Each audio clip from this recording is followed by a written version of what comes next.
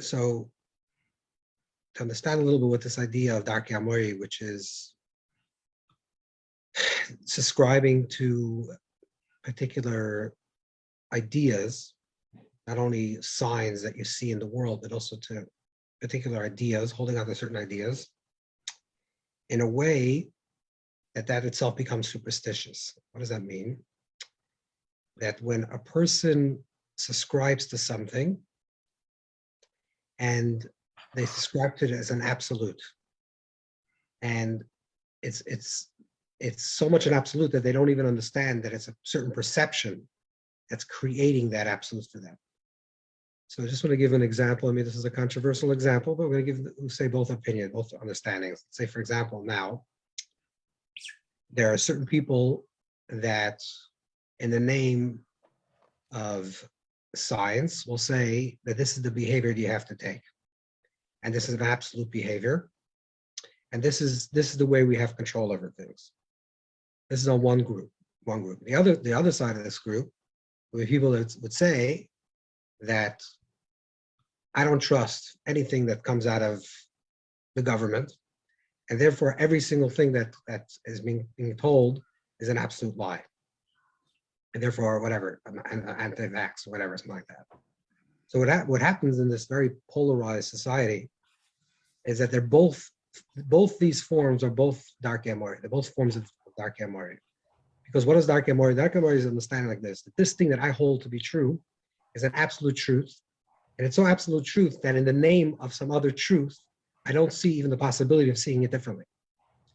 When the truth is that the only truth that there is Hashem L'Kimemes. The only truth that there is Hashem is true. Everything else in this world has traces of truth, and to be someone that's stuck in a certain perception of the way things work is a form of Darchei Emori. Someone said that when people stop believing in the one thing, they start believing in everything. And so when you believe in that particular everything, of whatever the perception of your everything that you believe in, and you believe it as an absolute, and therefore you can't even have a conversation with someone else about the possibility that maybe it's 98% true, but there's 2% that isn't true, because in the name of this absolute, it becomes the only way. That is a form of holding on to a Darchei Emori. So I'm presented and this is also within all life. Whenever you're presented with life, with a situation, and you see it as an absolute, this is the way it has to be, and there's no possibility of any other way, that in itself is a Darchei Emori. So like yesterday with analogy, God forbid, a person that has cancer, or someone that, so you'll say that the science says that in order for this person to be healed with cancer, this is the remedy. And they'll say, okay, absolutely, that's definitely something that we have to follow, because modern medicine is a miraculous thing, and we have to follow this modern medicine. Together with that, we're not saying that's the 100% cure for this thing. There is an openness to awareness that there's something that's transcendent here, that's at stake, something that's transcendent that's in this conversation, and therefore it's 90% the cure is it comes through the actual physical cure and the medicine, and then there's the 10%, which is the relationship to something that's transcendent of that. So like in the ways Chazal would say this is that when the Gemara speaks about, and Nidus talks about, a person says, "My Adam, what should a person do for them to become wealthy?" So as I'll say, that he should pray, should daven. It says many people pray and become wealthy. He says, "Oh no, you should work hard." It says many people work hard and don't become wealthy. He says you have to do both, which means the construct is saying is that there is the physical reality, the world that's presented to us, but our relationship to the world that's presented to us is in a way that we're connected to something that's called a Lakim Chai, which is a living God, and therefore every single thing that's presented to us has a level of fluidity. And the moment I get stuck and say this is the way it is, and there's no other way, that's already a form of Darchei Emori. And the trouble with this kind of perception is that not only is it a perception that you understand that you're creating that perception, you're aware that you're creating the perception, is that when you actually believe in the construct that you created in your own mind, that actually becomes your truth, and you don't see it in any other way. So this is one thing that we have to understand. This when we talk about a Darchei Emori in a very super high idea, and it talks about nichush and a black cat, and your person doesn't cross the street because they see a black. This was to the ancient man, a black cat crossing the path was just as true as something that's true to the modern man. It's just we have different nichush. We have different types of nichush. One is the nichush that we thought that person thought, not that they thought that a black cat is a bad sign. The black cat is a bad sign to them. Just like we believe in something today and we'll say that scientifically speaking, this is that. Well, science is an evolving understanding. And what's true today in the world of science is not necessarily true tomorrow, which means it doesn't mean that we dismiss the whole thing, because that's also a nichush. The moment we say, I don't believe in anything, or everything is wrong, or everything is not true, or everything is true, both those constructs is a form of nichush, is a form of Darchei Emori, holding on to an idol perception, some form of avodah zarah, some sort of idol worship. And the interesting thing about this conversation is that there is a measure where we talk about certain things that have a mazel, which is really for a little bit more a different conversation eventually.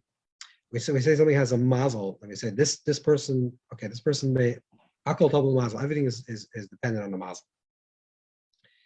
So we say that that the nichush, the idea of Darchei Emori, is when I say this is an absolute, and then when Chazal and the Ran Chulin and all the commentaries say that basically when you do something l'simin ba'alma, when you do something for a sign, not that you say this is the absolute thing, this is telling me exactly what I should be doing. I don't know what to do, and this is telling me what I should do or not. But if you do something l'simin, which is a sign, means that I am actually participating in the revelation of this truth that's being presented to me, which means I need to interpret this. So let's use another analogy. When we talk about the choshen, which is the place where obviously there is a Shas Ruach HaKodesh in the choshen, the breastplate, which is the idea of a choshen. Choshen also connected with nachash. So when the question was whether you go to battle or you don't go to battle, so of course we're connected to the Ruach HaKodesh, which is the Likim Emes. But the interesting thing is that the way the Kohen Gadol received the prophecy of the choshen, whether to go to battle or not, is that they had the 24 letters of the Aleph Beis. Because if you take all the letters of the Shvatim and you add Avram, Yitzchak, Yaakov, and you add, according to the Gemara, you say Shifta Yeshur, and according to Rama, Shifta Ka, when you add, or the opposite, when you add all those letters, so you have all the 22 letters, and then the question is asked. You ask the question is asked to the Kohen, and then it appears in the Tzerufim, like the Baal Shem Tov teaches, that because every letter has the fullness of Aleph is Aleph, Lamed, Pei, etc., because it's not only one Aleph. So let's say the word has, you need to spell out a phrase that has 10 Alephs. So every Aleph that appears within the other letters will become revealed. And the Ruach HaKodesh, like the Ramban writes, the Ruach HaKodesh of the person, of the Kohen Gadol seeing the choshen, was that he not only got the answer, but also was able to participate to create the correct tziruf, the correct combinations. Because he's seeing a lot of different streams of letters. But then you have to put the correct letters in the correct order to know exactly what the prophecy is saying. So this is really what a simon means. This is what a simon means. Simon means, there's a Rashi in Baba Kama, that Rashi writes that a simon is actually seichel, intelligence. The mazel is actually intelligence. Now, normally we think of mazel, we think of luck. They're saying that it's luck. Why does a person have money? Because it's luck. Why does a person have a good shidduch? Because it's luck. But the truth is that we don't believe that, because to say that is a form of Darchei Emori. It's saying that that's the way it has to be. Because what we're really saying is that there's a participation in our process. There's the seichel. Yes, there's a simon, there's a certain situation that's conducive for this to unfold, that life presents itself, and therefore this person has mazel, maybe this person has a little less mazel. But ultimately, or not ultimately, but also involved in this process is the actual person's free choice. And when a person activates their own free choice in the interpretation, that's when the thing becomes something that's alive, as opposed to being presented to you and saying, okay, I see this cat walking past my street, therefore I shouldn't be doing that. That's an absolute thing. Whereas simon is, I see this thing, I see this unfolding in front of me. Let me try to understand this process. What is it telling me? Let me participate with my koicha b'chira, my power of free choice, which is a kiddish element, which is a koicha ein sofius, the infinite potential within me that's connected to the infinite one. And through this participation, let me choose how I'm going to interpret this event and whether I should do this or not do it. So the chibur, the unification between what is presented in front of us in life, seeing it A, not as absolute, but as fluid, and B, seeing it as something that's open to interpretation, and that's our participation in that process, allows us to never get into a state where we're actually following Darchei Emori. We're saying, I don't know what to do. This is the sign that comes to me. This is the thing that's coming, and therefore it's absolute. No, things are coming to us. Things are being presented to us in this world. There is possibilities, various possibilities. I'm engaging life in a way that's possible, that I see the possibilities, and I'm interpreting them. And once I make a certain choice, let's say a person says, I have mazel to do this business, for example, or this shidduch. Once you enter into the shidduch, once you enter into this relationship, then you have to use your own koyach habchira, the own free choice, to make that an absolute in your life. Say, okay, I married this person, I want to make this really work. You know, I didn't know 100% I should marry this person. There's no 100% in this world. I didn't see a clear sign that told me this is nichush, Darchei Emori, this is what I have to do. I didn't get ruach hakodesh, which is elakim manos. And I see the different signs, the different simonim, the different signs that tell me this is actually maybe the right person I should marry. Once you make that choice, once you are able to see that and say, okay, these are the right simonim, I'm making that choice with my koyach habchira, with my power of free choice, and I'm choosing it to say, this is my choice. This is my choice to make this relationship work. So that's why there's like a little subtlety where the interplay between a person's bechira, which is the place where the koyach ein sofius really, where a person is, that's where Yedei Teva, which is connected really to knowing that a person becomes kelikim. That's the idea of really the koyach habchira, the power of choice, and also reading or seeing the different elements without actually getting stuck into the world of Darchei Emori, of this is the way it is, and this is the way it has to be, and I have no choice, and I'm surrendering my free choice. Because the surrender of free choice, there's something that's called lamata matamadas and lamayla matamadas, below the threshold of free choice and beyond the threshold of free choice. We're not supposed to give up our free choice. We're supposed to transcend our free choice, which is different. Which is I see at some point that my seichel, my intelligence tells me that I have to jump into this thing and it's gonna be good for me. That's different than saying, I don't know what to do. Give me a sign. Give me a sign that's actually, and it's an absolute sign. And because of that sign, I'm gonna decide whether I do this or don't do that. That's a modern form of nichush. Any subscribing to any type of thing or ideology that says that it's absolute is a form of Darchei Emori, is a form saying this is the way it is and this is the way it has to be. So, Rabbi, would you say that like the Chazals that for instance say that you shouldn't have you should avoid dinim in certain months, or you should dafka do in I guess it's Av or do them in Adar, that those are like lav davka? Mamish like that. Yeah. Mamish like. In other words, Chazal are saying this is a good time for this. This is an appropriate time for this. And if you can. But if you can't, do it when you have to. These are simonim, but we have to participate in it. It's not an absolute. Chazal never saying this time, even on a very super high level, even on like the kedusha elements, like Rosh Hashanah, Yom Kippur, Purim, there's a parts of Hayam and a parts of Azmanim, which means that there is a special time of the year that is Rosh Hashanah in the year. There's a special time of the year that is Yom Kippur. But on a very, very deep level, there's actually every single moment has Rosh Hashanah. Every single moment has Yom Kippur. And that's why a person can have a very high level of tshuva like Yom Kippur every single moment, and a tremendous joy like on Purim.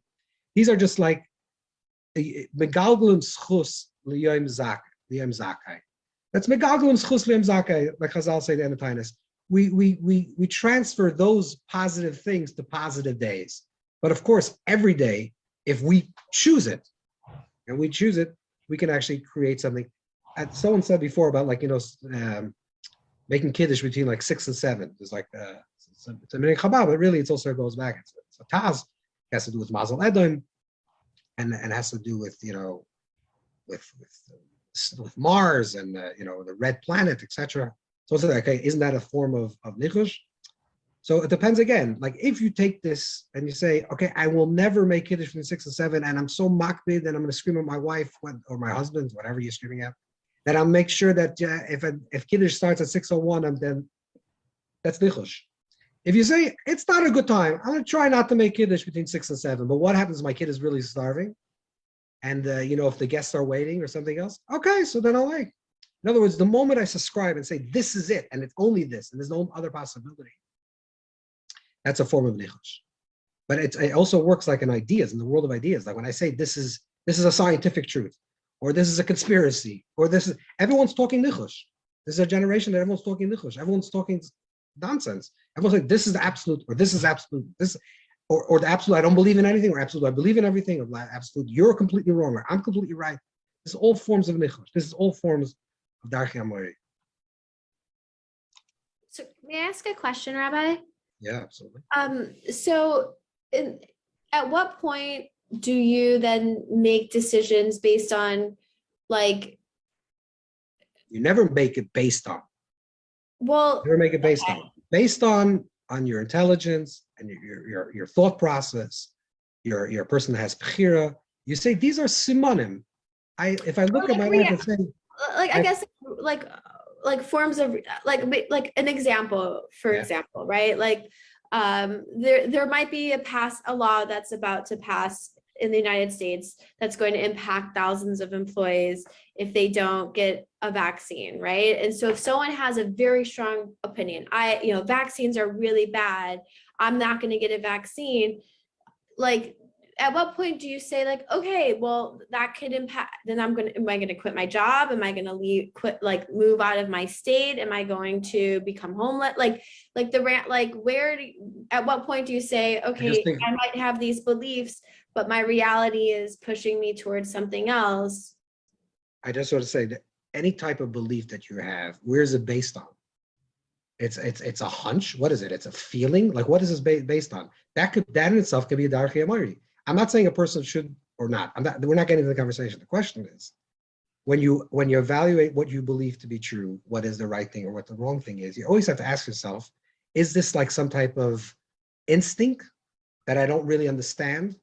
Is it some type of like strange perception because of my upbringing or because of certain things that I understand because I was, and therefore I have a certain reaction to it? Or is actually, it's logical what I'm saying. There's some type of logic.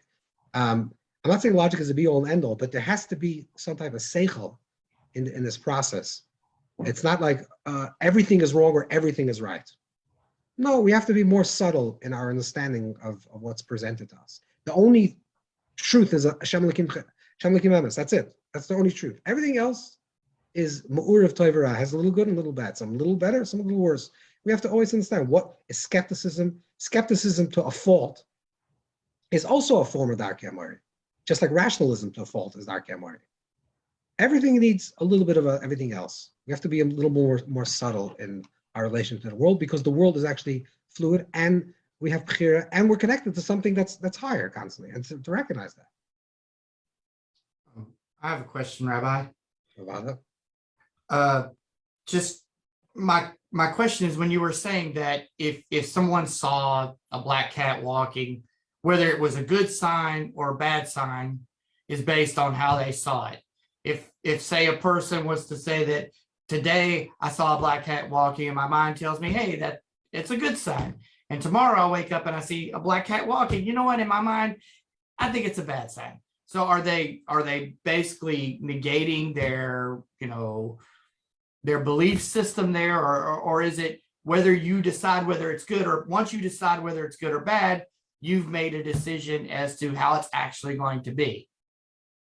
What you're saying is actually correct. Once you make a decision how you're going to relate to things, Your choice creates the reality that you created for yourself. Thank you, Rabbi. You create a reality. And when a person has a positive attitude and sees things in a positive way, that's what Chazal say. Don't get stuck. Don't get stuck. We believe in something that's higher. We believe that Elikim is a Teva Tov Laheit, there's a goodness in this world, and Hashem is good. If you believe in that and we start seeing that, then we stop getting stuck in these patterns. So why is there a difference between nichush b'dibur and nichush b'maisa? What's that? There's levels. Nichush b'dibur is more lenient than nichush b'maisa. Lochesh alamakya is different than. That's because it's something. Because it's Darchei. That's because it's Darchei. Kol Shevat and Darchei Emori. I don't think it has to do with it. Dibur is It all has to do with our set, with our mindset, and it's the same thing. I think Dibur and Maisa is the same thing. I don't know what would be the difference. Rabbi Pinson? Yeah.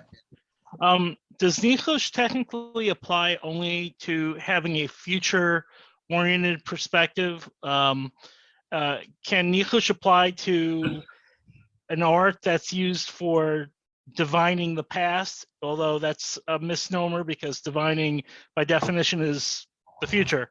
So if you have a system and it's absolute for the past, does that still technically considered nichush? Well, the past is already past. The past is absolute. I mean, that you can't change, right? On some level. But can you? But if you're using magic or I'm using that term so that's To a solve a different thing. crime, like to solve a crime. perhaps. Oh, that's something that's interesting. But that's interesting. But that's not nichush. That's a different type. That's a different type of avodah zarah. That's a koisim and it's a oiv. It's a different type of avodah zarah. It's a different type of thing, which is another question of what I mean. Obviously, we're not going to use these things. I'm not talking the particular context that you're saying, but that's a whole other conversation about koyach hatuma, what it is, what that is, when it's positive, when it's negative. This is particular reading the signs and making the decisions based on the things that you're seeing. That's what nichush is. Thank you. Yeah. Okay, that's it. Everyone, that? Yes, Shlomo, you want to do one more niggin to end? If you mean like a melody in the form of a question, then Yeah, rather. A nichush niggin, you know. yeah. Well, there was an interesting Ksav Kabbalah that addressed nichush, the root of nichush being connected to delaying and like kind of waiting something out. So we were talking with Rav Yankee, this idea of like, well, if someone's kind of like needs to wait things out in order to figure out if it's right for them, like could that also be a form of Person's waiting. Person's waiting. Person needs to do something. You have to release a record or you don't. You have to this, you have to do that. And you're waiting. I'm waiting for there to be a huge sign that's gonna say now. Or I need to get married. I don't know. Should I? Shouldn't I? Don't know. I need like a sign. I need like a lightning strike, like big written out in the sky that says, do it right now. If you're doing that, the procrastination, that's a form of nichush. You're saying that the power to choose, to make your decisions in your life is not dependent on me. It's dependent on something else. I'm waiting for that thing outside of me to force me. Now, let's say you decide to do it later. That's a different thing already. That's right? a different Once thing. That's not, deciding to do later is not procrastinating. Like so delaying the decision. Exactly. Zrizus doesn't mean to do things quickly. It's a mistake. The Baal Shem says you have to lose the mehera, the quickness. Zrizus means to do things in the appropriate time. When Avram was told to do the Akedah, which that's we learned the whole idea of Zrizus from Avram. Avram does the Akedah, and it says that Vayashkem Avram Baboiker. He wakes up early in the morning. That's the proof that he did a Zrizus. He did it early in the morning. But what did he do by night? He slept. And he slept comfortably. Because he knew that the only time that he could start going on the journey was in the morning. That's Zrizus. Zrizus means when you know you have to take a flight in 4 hours, and you have to go, it's 12 o'clock, and you have to wake up 4 o'clock to go to the airport, you sleep very peacefully till 4. Not that you turn every 5 minutes to look at the clock. That's not Zrizus. That's mehera. That's trying to be quick. Zirzus means you're doing everything in exact time that it has to be done. That's when exactly the first time, the first opportunity in the morning. So that's different. If I understand that the right time for this thing is there, and even if I see a simon, which is not nichush, I see a simon. So people listen to music that time. People go out and I don't know, whatever you're trying to in your life. There's a svara, there's a seichel, there's a simon, and there's an indication. There's a very common thing that comes up. Let's say like where to go for Shabbos, or should we stay in for Shabbos? You know, yeah, so you have to use a seichel in the simon. Maybe your child needs you home. Your wife needs you. You traveled a lot. You have to be back at home. Whatever. And if you procrastinate to say, I'm waiting till Friday afternoon till I get the call from someone that invites me. That's nichush. That's crazy. One more question is about subscribing. Let's say it's your own self-generated, kind of idea that when this type of thing happens. So that's a pisaychel. You created that. Because you know your life. You know when these things happen in my life, that means I'm in the right mood to do these things. Okay, that's different. So that's not nichush. It's not nichush. That's simon and maybe mazel and seichel. These are all the things that are okay. The absoluteness of the thing and the surrendering of your free choice to something that's outside of you to decide what it is, that's nichush. Can I ask a follow-on question just based on what you said about, if you're waiting for somebody to call you on Friday morning and because of that, then you decide what you're going to do for Shabbos. Yeah. Is that really nichush, or that's just, you're not saying 100% I'm going to go to this person's house or not go to this person's house? Yeah, if it's not 100%, then it's different. I'm just saying, you say, I'm waiting for someone to tell me what I should do. And what they're going to tell me, that's what I'm going to do. That's different. If I say, it's a simon, it's actually a good sign that maybe, my good friend called me, that's a good sign, so I should do that. It's different. But I can also choose not to. Maybe I'm lazy, I'm tired, whatever. But if I subscribe to something that's outside of me and saying whatever happens to the outside, that's an absolute, that's a form of an nichush. And it's funny because we talk about these things as if they exist many, many thousands of years ago. And, but the truth is people are doing Darchei Emori continuously. It's like subtle forms of chash avodah zarah. And we have to make sure that we're connected to something that's higher always. Well, ultimately the decision has to come from within. When we lay it on something outside of us, external to us, that is Darchei Emori. That is as the absolute. As the absolute. The chooser for us. What about when Waze tells us to go a certain direction in traffic? Then you can listen because they're never correct. It always works. What about the concept of soulmate in Chazal and mazel and? We said so. So Take, this is what we're saying, that it's actually a combination of both. That the mazel is for parnasa and this, and Chazal say that yispal v'yasa, and that's why I say there's a meiri that says, it doesn't mamish say, but yesh leima that it says. The meir in the beginning of Soita where it talks about that there's something called the zivug rishon and zivug sheni, the first zivug, second zivug.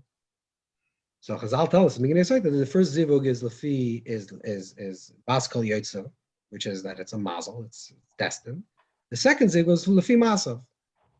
So the meiri, or based on the meiri, means and the second zivug is a person is lefi masav. So you could say that actually it's talking about the same zivug, talking about the same marriage. It's talking about the beginning of the marriage and a year into the marriage, or 5 years into the marriage.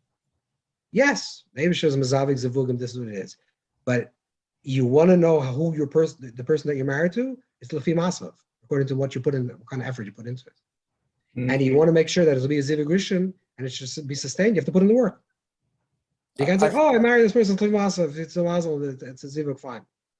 No, even the zivug itself, Shem Yekadem Rachel Barachim, the Gemara says, there's other things. It's not an absolute thing. It's not this way this is going to happen. There's no other possibility. We're connected to something that's transcendent, and therefore, you can spalv, you can daven, and things can change. That's the nekuda. That's the nekuda of what we're trying to say. We're connected to something that's higher. And I think the Yavit says over there that you can marry your zivug sheni before you marry your zivug rishon. Yeah, the Rizal says that. Yeah, also, yeah, of course, yeah. But there's another medrash about about, you know, Yaakov meeting Rachel, where he goes out to meet her, and then Rivka meeting Yitzchak, where she comes to meet him. Yeah. And it says, like, it's kind of scary, but whatever. There's a lot of scary chazals. Like, it says, like, if a person like has gaiva and they don't want to be with their soulmate, like Hashem will rip down your gaiva until you're like begging or asking to be with your soulmate. It's very scary.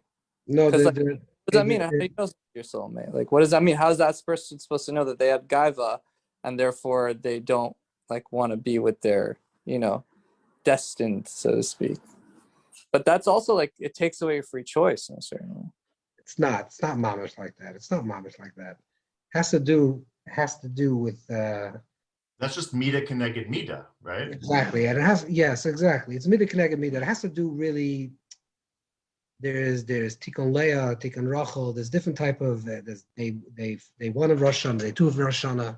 Whether a male Darchei Isha generally, so the male finds a female, but sometimes you find a Chazal actually in the Torah actually the opposite, like by Rivka.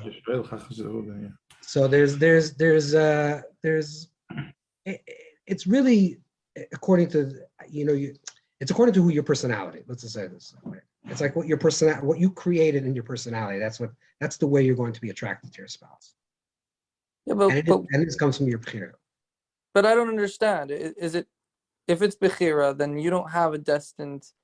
In other words, why are you telling me that you're going to end up being with this person no matter what? And if you, who said that? It's not true. That's what it's saying. It's saying no. You have a destined person. Let's say you have God. No, it doesn't say that. No, it's not. It's not true. It doesn't work that way. It doesn't work that way.